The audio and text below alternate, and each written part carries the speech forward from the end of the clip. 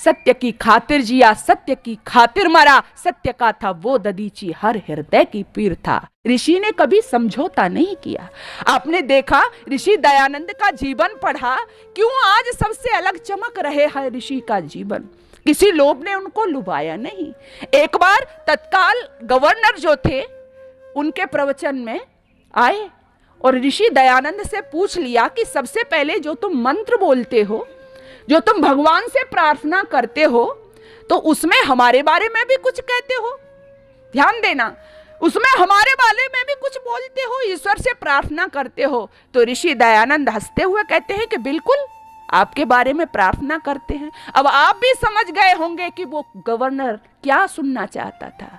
बोले करते हैं कि क्या प्रार्थना करते हो। ऋषि दयानंद कहते हैं कि मैं प्रार्थना करता हूं कि हमारे देश के अंदर जो विधर्मियों का राज है, इन गौरों का जो राज है वो हट जाए और मेरा देश स्वतंत्र हो जाए। भगवान जल्दी से जल्दी मां भारती की बेड़ियां कट जाएं। मैं भगवान से नित्य प्रति यही प्रार्थना करता हूं।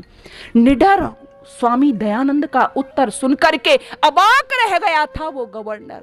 उसको नहीं पता था कि भारत के एक सन्यासी की आवाज उसके हजारों मिलिट्री सैनिक से ज्यादा तेज है, भारी है। ऐसा प्रत्युत्तर करने वाला, ऐसी बात बोलने वाला वही व्यक्ति हो सकता है जिसने सत्य के लिए जीना मरना सीख लिया हो। वरना तो हम देखते हैं गवर्नर नाराज हो जाएगा, हम देखते हैं हमारे व्यापार में घाटा हो जाएगा, हमें हानि हो जाएगी, हम सत्य नहीं कह पाते। इसलिए सत्य के पुजारी ने आर्य समाज के जो 10 नियम बनाए, उनमें जो 5 नियम है आप देख सकते हैं हर जगह किसका प्रयोग किया? सत्य का प्रयोग किया। सत्य की खातिर जिया, सत्य की खातिर मरा, सत्य का था वो ददीची, हर हृदय की पीर था।